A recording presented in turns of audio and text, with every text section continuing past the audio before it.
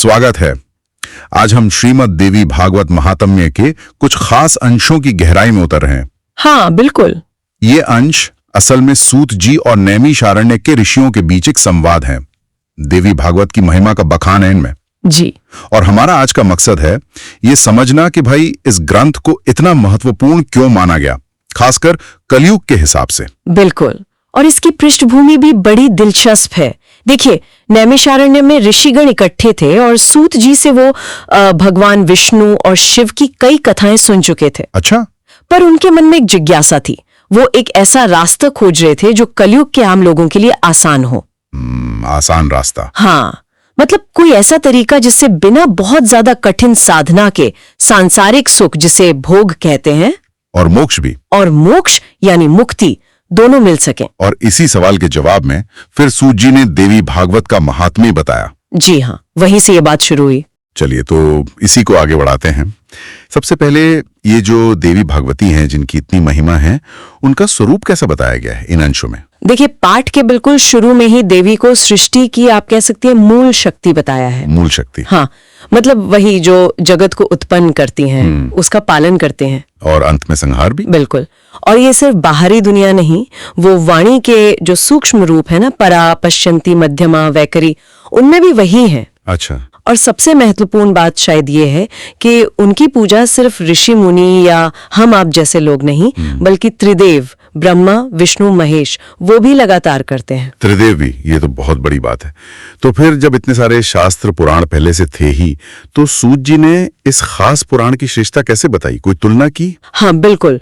सूत जी ने बहुत जोर देकर कहा कि ये तो सभी शास्त्रों का निचोड़ है, सार है, सबका सार। हाँ, उन्होंने एक तरह से कहा कि भाई जब तक कोई श्रीमद् देवी भागवत को ठीक से सुन नहीं लेता ना, हाँ, तभी तक बाकी तीर्थ है, व्रत है, दूसरे पुराण है, वो अपनी अपनी श्रेष्ठता का दावा करते हैं, गरजते हैं, ऐसा कहा। अच्छा। जैसे ही इसे सुना, बाकी सब शांत। बिल्कुल।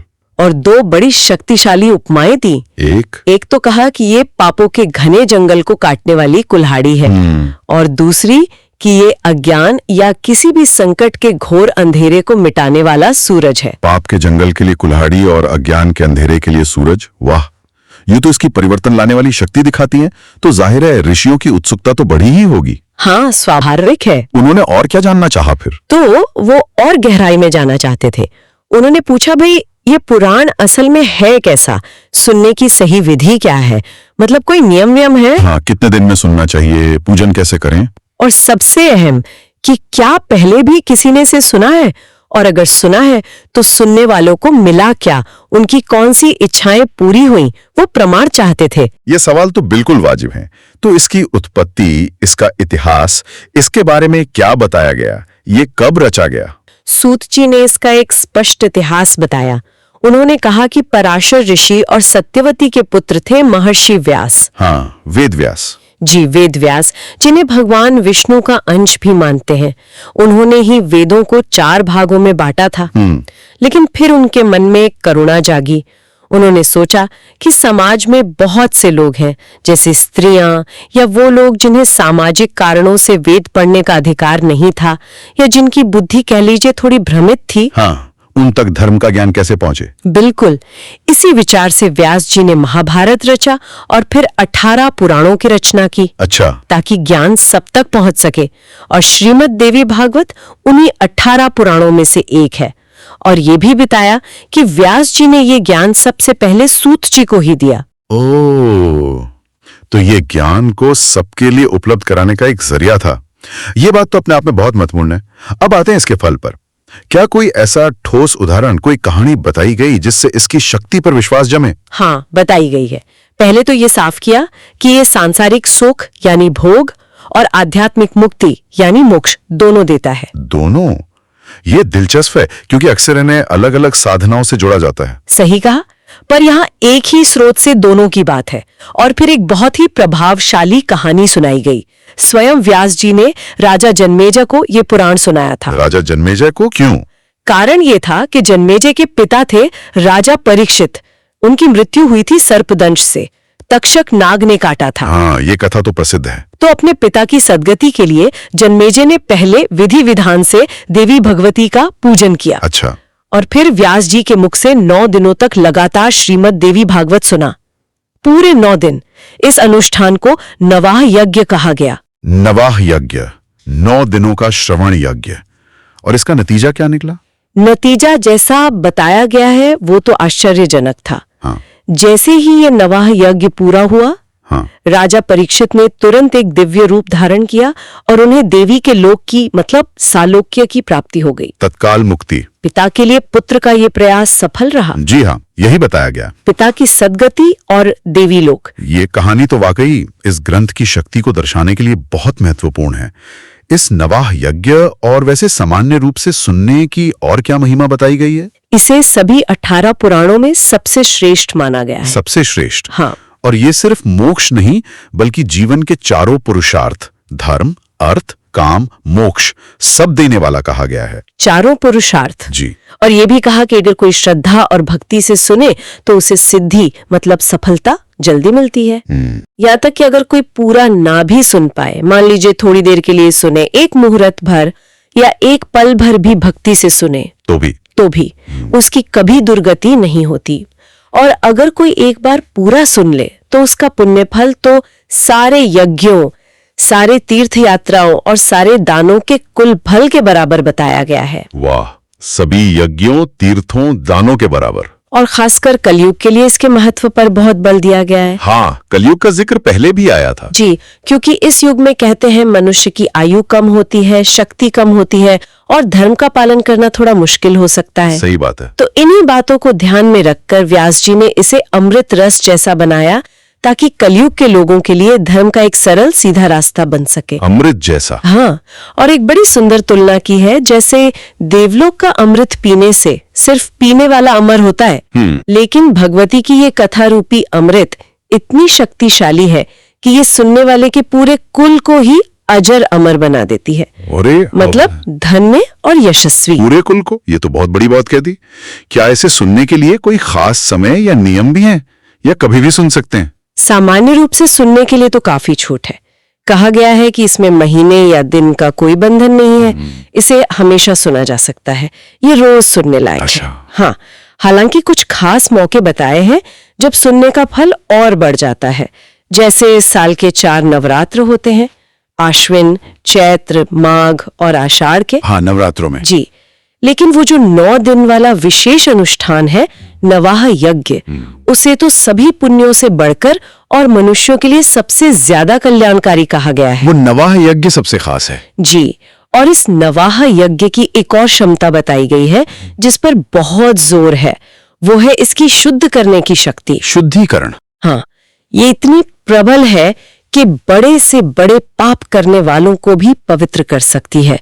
साफ साफ लिखा है कि जिनका हृदय बहुत मैला हो, जो मूर्ख हो, मित्रद्रोही हो, वेदों की निंदा करने वाले हो, अरे बाप रे, हिंसक हो, नास्तिक हो, दूसरों के धन या स्त्री पर बुरी नजर रखते हो, पाप के बोझ तले दबे हो या फिर गाय, ब्राह्मण, देवताओं में श्रद्धा ना रखते हो, वो भी इस अनुष्ठान से शुद्ध हो जाते हैं। ये दावा तो मतलब असाधारण है। तो क्या इसका मतलब है कि इसकी शुद्ध करने की शक्ति कठिन तपस्या, व्रत, तीर्थ यात्रा या बड़े बड़े यज्ञों से भी ज्यादा है? हाँ, यही बताया गया है। कहा गया है कि जो फल बहुत कठोर तपस्या से, व्रतों से, तीर्थ घूमने से, दान, यज्ञ या जप से भी नहीं मिलता, वो इससे मिल सकता है। वो इस नवाह यज्ञ से मिल सकता है, ऐसा कहा गया है। यहाँ तक कि गंगा, गया, काशी, पुष्कर जैसे जो परम पवित्र तीर्थ माने जाते हैं, हाँ, वो भी शायद उतनी तेजी से पवित्र ना कर पाए जितनी तेजी से ये नवा यज्ञ करता है। ऐसा इसका महात्म्य बताया गया है। तीर्थों से भी तेज शुद्धि, कमाल है। तो इसका असर क्या सिर्फ आध्यात्मिक शुद्धि और पाप नाश तक ही है, या जीवन की जो रोजमर्रा की मुश्किलें हैं, परेशानियां हैं, उन पर भी इसका कुछ असर होता है? नहीं, इसका प्रभाव सिर्फ आध्यात्मिक या नैतिक स्तर तक ही नहीं है। जीवन की जो व्यवहारिक समस्याएं हैं ना, उन पर भी इसका अच्छा असर बताया गया है। अच्छा, जैसे इसे सुनने भर से महामारी फैलने का डर दूर होता है। महामारी का डर? हाँ, और हर तरह के उत्पात जैसे आसमान से तारे टूटना, भूकंप, बहुत ज्यादा बारिश होना यानी बाढ़, या बिल्कुल बारिश न होना यानी सूखा, इन प्राकृतिक आपदाओं का डर भी कम होता है। यहाँ तक कि बाल ग्रह मतलब जो बच्चों को कष्ट देने वाली अदृश्य शक्तियां मानी जाती हैं। हाँ, बच्चों की नजर वगैरह। जी, और भूत प्रेत वगैरह का डर भी इसके सुनने से नष्ट हो जाता है। ये तो बहुत व्यावहारिक लाभ है। और कामना पूर्ति के भी उदाहरण दिए हैं। एक कहानी वसुदेव जी की है। उनके पुत्र श्री कृष्ण कहीं गए थे और लौटे नहीं, तो वसुदेव जी बड़े चिंतित थे। हाँ। जब उन्होंने देवी भागवत सुना तो उन्हें अपने पुत्र वापस मिल गए। उन्हें बड़ी खुशी हुई। अच्छा। इसी तरह बताया है कि जिसे पुत्र ना हो उसे पुत्र मिलता है, निर्धन को धन मिलता है, रोगी को स्वास्थ्य मिलता है। स्वास्थ्य लाभ भी। जी, यहाँ तक कि जो वंध्या स्त्री हो या जिसकी संतानें जन्म लेकर जीवित ना रहती हो, उसे भी लंबी आयु वाले पुत्र की प्राप्ति का वरदान मिलने की बात कही गई है। ये तो जीवन के बहुत सारे क्षेत्रों का कवर करता है। डर हटाना, इच्छाएं पूरी करना, व्यक्तिगत लाभ तो साफ दिख रहे हैं। क्या घर या समाज पर भी इसके असर की कोई बात है? हाँ बिल्कुल, इसका असर घर और समाज तक फैला हुआ बताया है।